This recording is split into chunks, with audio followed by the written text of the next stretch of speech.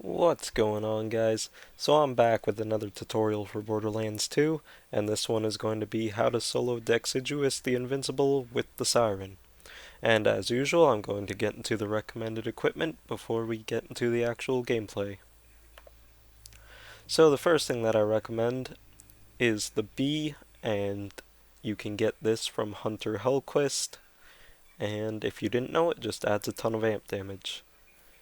The next thing that I recommend is the Infinity, and this is supposed to drop from Doc Mercy, but I was talking to some other people on the Borderlands 2 forums, and they told me that it's a bug drop in True Vault Hunter mode and Ultimate Vault Hunter mode, so it has just as high of a chance from dropping from any random enemy, so you might just want to try farming loot midgets or something and see if you get it from that. The next thing that I recommend is the Ruby, and you get this from a quest called Rackaholics Anonymous. You have to side with Moxie at the end of it. And the following two items are really just optional, but they will speed it up a bit. So these are the legendary Siren class mod, and you can get this from legendary loot midgets, and also Bone of the Ancients, which you can also get from legendary loot midgets. Now, if you don't have an infinity and you don't feel like going to farm for one, you can actually just use the fan boat. However, it will take a lot longer, and it's a bit harder to avoid some of his attacks, so you're going to have to be a little bit more careful, but it is possible. The skill tree you use for this isn't too important, but if you don't have one that you prefer, then this is the skill tree I use to do this, so you can go ahead and use that and it will work. So if you don't have one, then just use that one. Okay, so the next thing that you need is you need 99 iridium.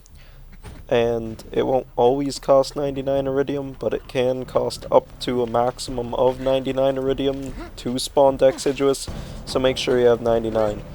And you need to go to each of these furnaces and put your iridium in.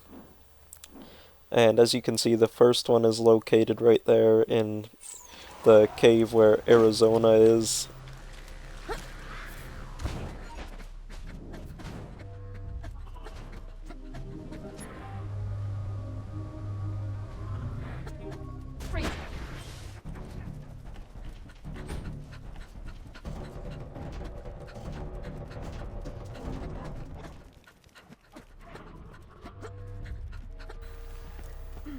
The next one is located at the top of this wooden walkway here.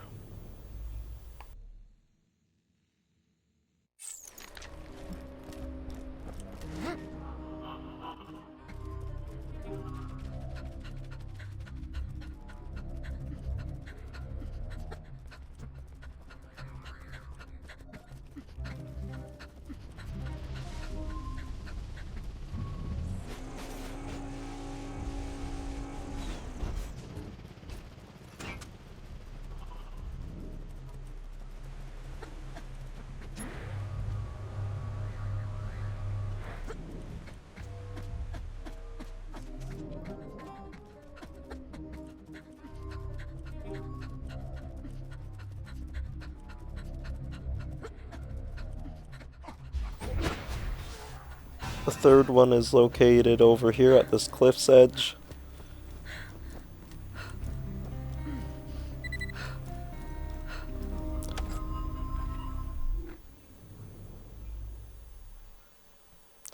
And the very last one is literally just off the cliff behind it on the edge of this lake here.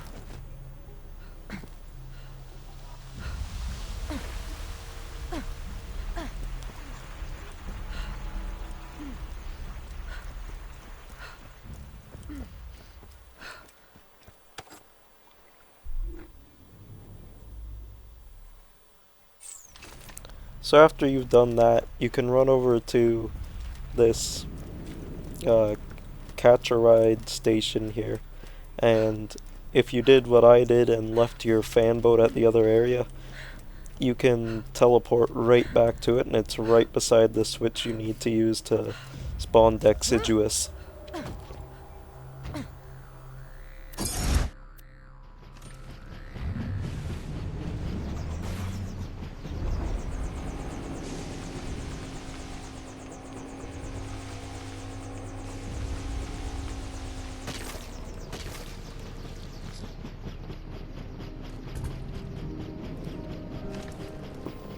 So right here is the switch you need to use to spawn Dexiduous, and after you pull it, waves of savages and witch doctors will spawn, and you need to kill them all. I'm going to cut that out to make this faster. So right here I'm on the last enemy, there's just this ultimate badass witch doctor left. And after you kill him, Dexiduous is going to spawn on the south end of where I'm currently standing, or to the left of the lever you pulled. There he is right there. And all you want to do from here is run back to under the lodge there.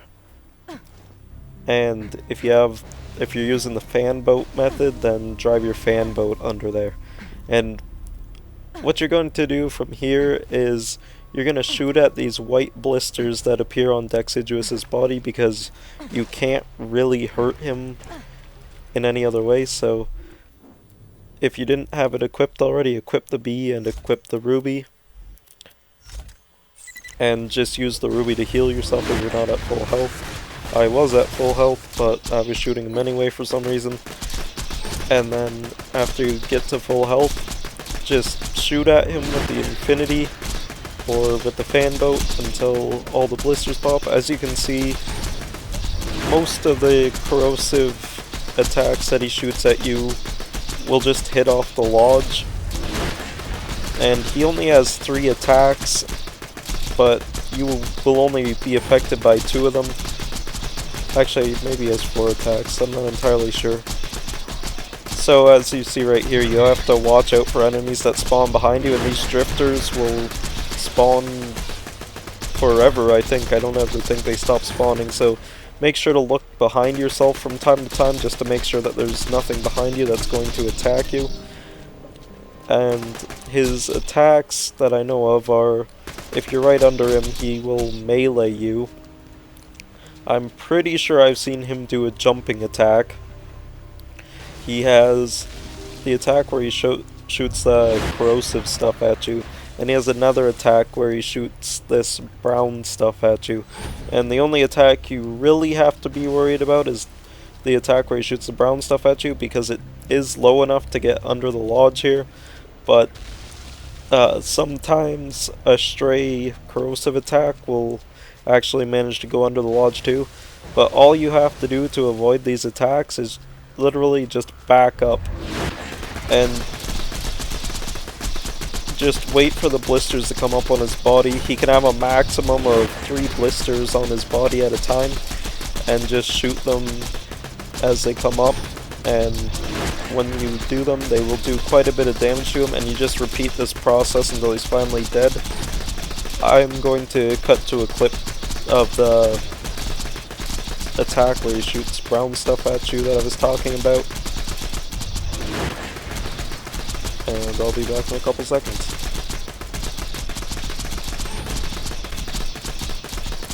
So right here he's about to do the attack I was talking about, and in my case here it actually hits off the lodge because he was pretty close.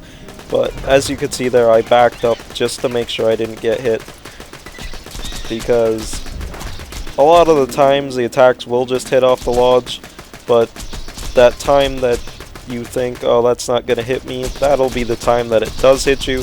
So just make sure to try and avoid it, just to be sure. And also, if he comes really up close to the shack, to the point where you can't really shoot him from standing under it, just go up to that little rock formation that you can see in front of me right now and go in the corner, and he tends to back up when you shoot him from there. You can shoot him from there. So right here you see sort of sticking there, but he's still shooting at me. But if he goes up close like that, just go into that little rock formation like you see me doing here, and just shoot on him from there, and usually he backs up a bit, and then you can go back to under the lodge again, and everything will work out just fine. So I'm going to cut off to where he actually dies now, because this boss fight takes anywhere from 20 to 30 minutes. It's really easy, it just takes a long time, like it's like Master Gi. So I will see you when he's just about to die.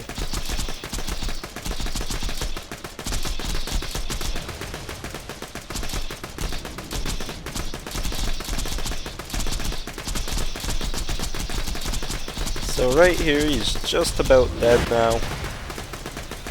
And as you can see, still just sitting under this shack here. It's not even a shack. I keep calling it a shack, but it's a lodge. Just trying to get those blisters there, and see, you just strafe out of the way to avoid his brown stuff he shoots at you.